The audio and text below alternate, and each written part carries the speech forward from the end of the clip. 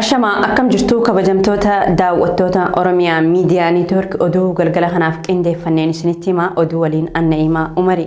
Jalqabarratti guyyoota lama asitti haleellaa hidhattoonni naannoo Amaaraa irraa daangaa ce'uun godina Wallagga Bahaa aanaa Kiiramuu keessatti raawwataniin lubbuun namaa dabruun dhagahame.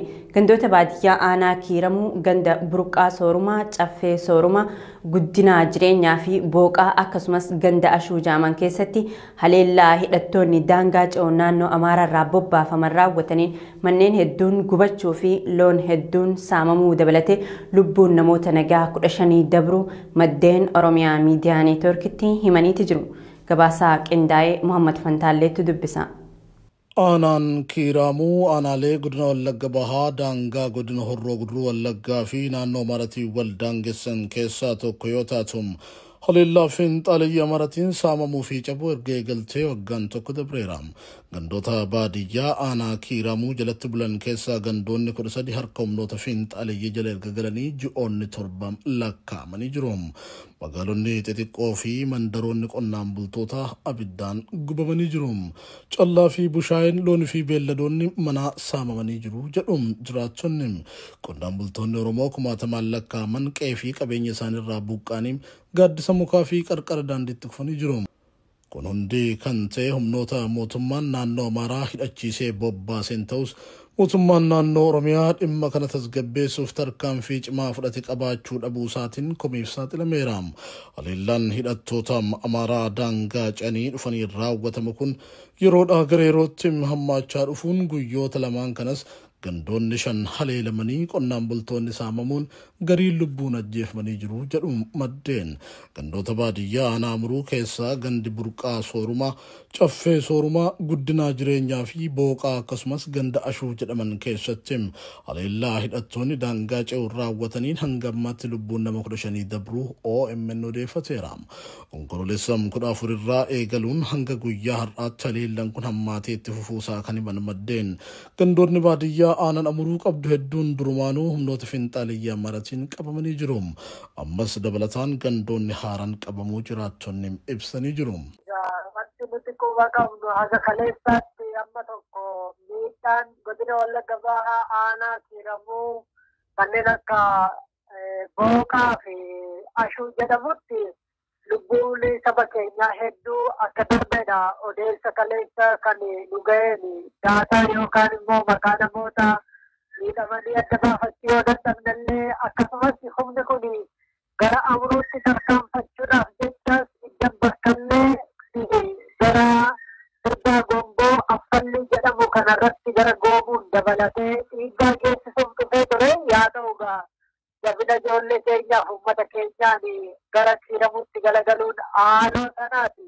Uummata Kiiramuu ganda booqaa fi ashuu irratti jiraattonni qe'ee fi qabeenya isaaniirraa buqqaafaman gara aanaalee ollaatti baqachaa jiraachuu kan himan maddeen hanga ammaatti qabeenya callaa fi horiin kottee saamame lakkoobsan hin baramne jedhu. Jiraattonni aanaa Kiiramuu haleellaan kun itti fufiinsaan raawwatamaa jiraachuu ibsuun mootummaan naannoo Oromiyaa dhimmicha furmaata waarawaa kennuu dhabuunsaa haleellaa fiinxaaleeyyii kana duubam karoorri mootummaa jira jennee akka yaannu nu taasiseera jechuun OMN himan. Ganda Burqaa Soorumaa keessatti namni 2 kamisa dabre kan ajjeefaman yoo ta'an namni obbo Gammachuu Margaa jedhaman ammoo ijoollee isaanii waliin manatti rasaasan rukutamuun yeroo ammaa kanam hospitaala jiraachuu odeeffanne. Ganda Caffee Soorumaa keessatti nama 5, ganda guddinaa jireenyaa keessatti nama 8, ganda booqaa keessatti namni 2 ajjeefamuu maddeen OMN garsirraa dubbisee himanii jiru. Oduu keenya itti aanuun godina Shawaa kibba lixaatti humnoonni tikaa mootummaa mana hidhaa keessaa nama baasuun ajjeechaa raawwatan jedhu maddeen naannicharraa Oromiyaa Miidiyaa Neetworkiif yaada kennan. Manguddoo addee Kokkobee Jaamtuutu mana hidhaa keessaa baafamee ajjeefamee kan jaan maddeen odeessa kana nuuf qoodan. Addee Kokkobee jiraattuu godina Shawaa kibba lixaa aanaa Qaarsaa Maallimaa ta'uu himani. Addee Kokkobeen fulbaana 15 bara 2022 ganama abbaa warraa ishee obbo Kiflee Jaankaa hojjetaa mootummaa naannichaa ta'e maqaa waraana bilisummaa Oromoo wajjin hidhata qabda jedhuun caasaan sirna bilxiginnaa aanaa Qaarsaa Maallimaa jalaa hidhee jiruuf nyaata geessuuf osoo jirtu akka qabamteetu ifoome. Humnoonni tikaa mootummaa iddoo addaa Waarkaa jedhamutti konkolaataa keessaa buusanii waraana bilisummaa Oromootiif qaltee geessaa jirte jechuun qabanii mana hidhaatti darbuu odeeffannee jira. Aadde Kokkobeen badii takka malee guyyaa dheengaddaa gaafa onkololeessa 14 bara 2022 mana hidhaa keessaa baafamtee akka ajjeefamte maddeen himaniiti jiru. Hidhattoonni mootummaa Bilxiginnaa tarkaanfii maatii kana irratti fudhatan isaan ga'u hanqate qe'ee isaanii dabalatee manneen namoota 6 ibiddaan akka gubanis ibsameeti jira. Godinaalee Harargee Bahaa fi Lixaa keessatti hidhaa saamichaa fi dararaan adda addaa dargaggoota dabalatee ummata bal'aa irratti raawwatamaa jiraachuun dhagahame. Humnoonni mootummaa dargaggoota hidhanii ergasii isiniif baafna jechuun maatii maallaqa gaafachuu akkasumas maallaqa deeggarsa raayyaa ittisa biyyaa jechuun uummatarraa maallaqa guuruun gochoota fedhinnaan alatti uummatarratti gaggeeffamaa jiru ta'uu maddeen ibsaniiti jiru. Dabalata qabna. Aanaalee godinaalee Harargee Bahaa fi Lixaa hedduu keessatti humnoonni mootummaa dargaggoota adamsanii hidhuun sababa garaagaraatiin maallaqa uummatarraa saamaa jiraachuu jiraattonni Oromiyaa Miidiyaa Neetwoorkitti himani. Godinaalee kanneen keessatti dheerachuu bonaatiin hongeen mudate gara beelaatti jijjiirame hawaasa hubaa jiraachuun ni beekama. Jiraattonni Harargee lamaan irraa Oromiyaa Miidiyaa Neetwoork dubbise akka himanitti hongee waggoota 3 godinoota lamaan irra tureen miidhaan lubbuu beeyladaa fi namaarra ga'ee jiraachuu himani. Qaamni mootummaa rakkoo kanaafuu osoo hin dhimmamin saamicha maallaqaa nurratti gaggeessaa jiraa jiru. Saamicha kanas karaa adda addaatiin nurratti gaggeessaa jiraa kan jedhan jiraattonni fakkeenyaaf maqaa deeggarsa raayyaa ittisa biyyaa jedhuun maallaqa funaanuu dargaggoota daandiirraa guuree mana hidhaatti galchee ka'ee maatiidhaan maallaqa kaffalaa baafadhaa jechuu fi kan kana fakkaatan faadhaa jiru. Akka fakkeenyaatti lixa Harargeetti kan argamtu aanaa Xuulloo magaalaa Hirnaa irraa kanneen dubbifni akka himanitti dargaggoonni magaalatti gadi bahanii ol galuu hanqatanii jiru. Wayita bahan ni hidhamu erga hidhamanii birrii 5,000 hanga 10,000 maatii kaffalchiisuu jiru jiraattonni naannicharraa yaadanuuf kennan. Magaalaa Awwadaay keessatti ammoo dargaggoonni magaalaa fi baadiyyaa naannoo ishii gooliinsa hamaa jala jiraachuu jiraattonni himaniiti jiru. Maqaa deeggarsa raayyaa ittisa biyyaatiin maallaqa guuruunis hammaatee jiraa jiru. Namoota ilmaan hin qabne akkasuma humna hin qabnes maallaqa fidaa jedhanii dararaa jiraachuu kan himan maddeen haalli wal fakkaataan aanaalee godinaalee lameenii hedduu keessatti raawwatamaa jiraachuu himanii kuni ammoo yaaddoo itti uumuu dubbatu. Lola mootummaa Itoophiyaa fi TPLF gidduutti deemaa jiru hordofuun aangaa'onni US akeekkachiisa cimaa kennaniiti jiru. Dursaan Koree hariiroo alaa seeneetii US Bob Menendez mootummaan Itoophiyaa fi TPLF atattamaan dhukaasa dhaabuu baannaan tarkaanfiin ni fudhatamaa je'eeti jira. Muhammad Fantaallee gabaasaa miidiyaalee addunyaa qindeesseeti jira. itti gaafatamaan dhimma alaa Ameerikaa Anthony Blinken mootummoonni Itoophiyaa fi Eertiriyaa haleellaa waraana waloo Tigraay keessatti geggeessaa jiran akka dhaabaniif waamicha taasisanii turan. Bob Mendes mootummaan Itoophiyaa fi TPLF atattamaan dhukaasa dhaabuu baannaan wixinee seeraa bara 2021 keessa Itoophiyaa irratti dhiheessee ture akka murtaa'u gochuuf hojjedhaa jedhe. Aangaan kun mootummaan Itoophiyaa fi TPLF atattamaan dhukaasa dhaabuu baannaan tarkaanfiin fudhatamas jedheera. Wixineen seeraa Itoophiyaatti nagaa fi dimokiraasii jajjabeessuun S3199 Ethiopian Peace and Democracy Promotion Act of 2021 jedhamu kun warra carraaqqii waraana dhaabuun dhagaa buusuuf taasifamutti gufuu ta'an yookaan qaamoleen waraana Itoophiyaa keessatti hirmaataniif meeshaa waraanaa dhiheessan irratti tarkaanfiin adabuu akka fudhatamu godhuudha. Walitti bu'iinsi beelli fi hanqinni wal'aansa fayyaa kaaba Itoophiyaatti mudatame erga waraanni sadaasa 4 bara 2020 jalqabee kaasee Tigraay keessatti qofa lubbuu walakkaa miiliyoonaatti tilmaamamu galaafateera. Waliigalteen waraana dhaabuu qaamoleen lamaan taasisan yeroo gabaabaaf ture diigamuun ammoo lubbuu lammiilee Itoophiyaa dabalataan balaaf saaxileera jedhe Bob Mendes. Waraana baatii hagayyaa keessa deebi'ee eegale kanaafis mootummaan Itoophiyaa fi humnootiin TPLF abbaa badii wal gochuuf wal komachaa jiru. Bob Mendes lolli irra deebiin jalqabe hatattamaan dhaabbatee qaamoleen sarbama mirgoota namoomaa raawwatan akka itti gaafatamoo ta'aniif ibsa baasuu gaafateera. Ministeerri muummee Abiyyi ammoo humnoonni Eertiraa Itoophiyaa keessaa qabaniif ajaja dabarsuu akka qabu dhorka lamaan Tigraay irra kaa'amee akka kaafamu akkasumas mootummaan Itoophiyaa fi TPLF haalduree tokko malee marii nagaatti akka deebi'aniif waamicha dhiheesseera. Waamichi dhiyaatee hojiitti hin hiikamne wixinicha hojiitti jijjiiruuf karoora qabaachuu himan seeneetiin US New Jersey irraa ta'an kun.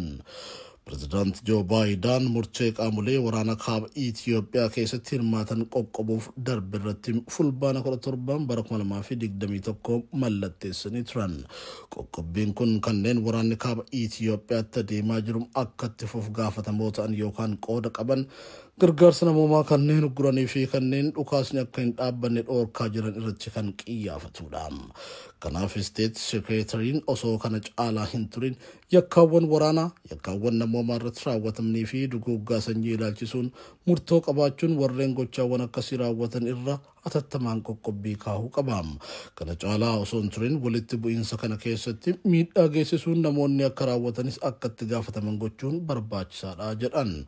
Hooggantuun dhaabbata gargaarsa Ameerikaa USAID Samantha Power ammoo haleellaan waraana Itoophiyaa fi waraana Eertiraatiin Shiree keessatti gaggeeffamaa jiru yaaddessuu himan. Namoota nagayaaf eegumsa taasisuuf haleellaawwan raawwataman dhaabbachuu akka qaban gaafatanii jiru. IMF biyyoota qaala'insa jireenyaatiin miidhamaniif deeggarsa akka godhu ifoomse. Dhaabbanni maallaqaa addunyaa IMF biyyoota Afrikaa qaala'insa gatii nyaataan miidhamaniif deeggarsa akka taasisu dhaabbatichatti hoogganaan Afrikaa kan ta'an Abbabaa Ayimiroo Sillaasee himuu miidiyaaleen gabaasani. IMF guddinni diinagdee biyyoota Saharaa gadii kan bara 2021 dhibbeentaa 4.7 ture. Bara 2022 duubatti deebi'uun gara dhibbeentaa 3.6 akka ta'u tilmaamee jira. Kunis dhiibbaa qaala'insa jireenyaa addunyaa mudateen akka ta'e hime. Itiyoophiyaan bara 2021 keessa dhibbeentaa 6.3 guddachuu kan ibse IMF bara 2022 ammoo dhibbeentaa 3.8 akka taatu tilmaameeti jira. Dabalata qabna. Gatiin nyaataa qaala'uu jechuun namoonni hedduun rakkoo wabii nyaataa keessa galuu jechuudha kan jedhan IMF'tti daayirekteerri damee Afrikaa obbo Abbabaa Ayimiroo haalli diinagdee addunyaa haala ulfaataa keessa yoo galu deeggarsa maallaqaa argachuun ulfaataa ta'ee jira jechuun himaniiti jiru. Biyyoonni baay'een hanga eegne ol miidhamanii jiru. Biyyoota qaala'insa jireenyaa addunyaa mudateen miidhaman keessaa tokko Itoophiyaadhaas jaani. Gama biraatiin IMF imaammata mataa isaa irratti hundaa'uun sagantaalee deeggarsa isaa barbaadan qopheessa jechuun qeeqama. Daayirekteertichi irra caalaan sagantaalee IMF irraa deeggarsa argatanii kan qophaa'u mootummaadhuma biyya sanaan ta'uu himani. Waraanni Raashiyaa fi Yuukireen gaggeessaa jiran madaallii diinagdee addunyaa irratti dhiibbaa guddaa fidee jiraas jaaniiti jiru.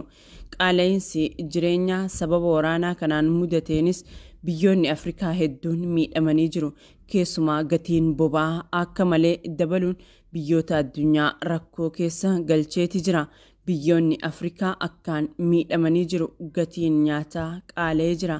Naannoo magaalaa kan jiraatanii fi harka qalleeyyiin rakkoo hamaa keessa jiru jaani obbo Abbabaan.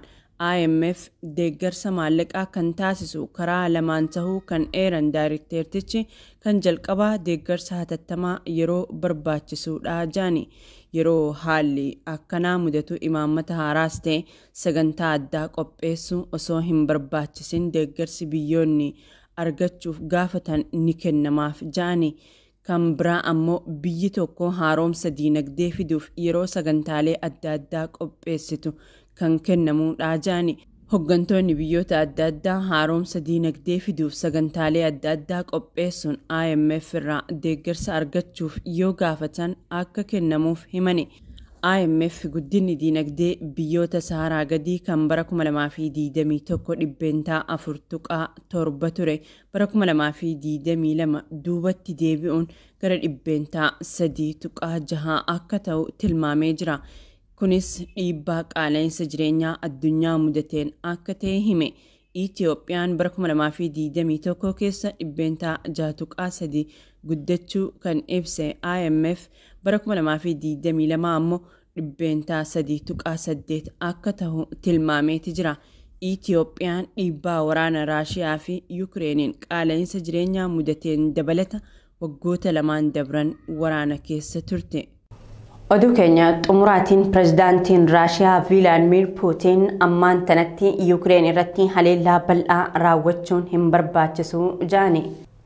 Tibbana haleellaa boombii cimaa magaalota Yukireen irratti erga raawwatanii boodadha. Puutiin kana kan dubbatan iddoowwan haleeluuf karoorsine harka caalaa haleellee jirra.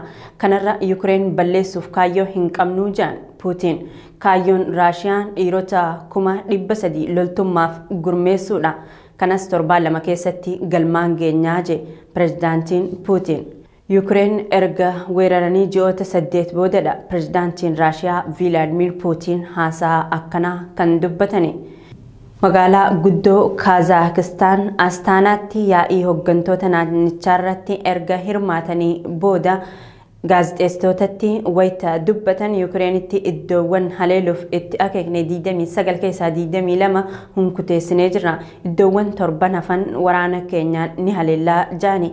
Kana booda haleellaa baay'een akka hin barbaachifne himuun waan galmaan geenyu kan biraallee qabnaa jedhaniiti jiru. Tolee kabajamtoota daawwattoota Oromiyaa Miidiyaa Neetwork oduun galgala kanaaf qindeeffannee isaan gammaatti daawwachaa turtan kana fakkaata. Gama kiyyaan nagaatti isin jechaa qophiilee Oromiyaa Miidiyaa Neetwork tanneen hafanii waliin turtii gaarii.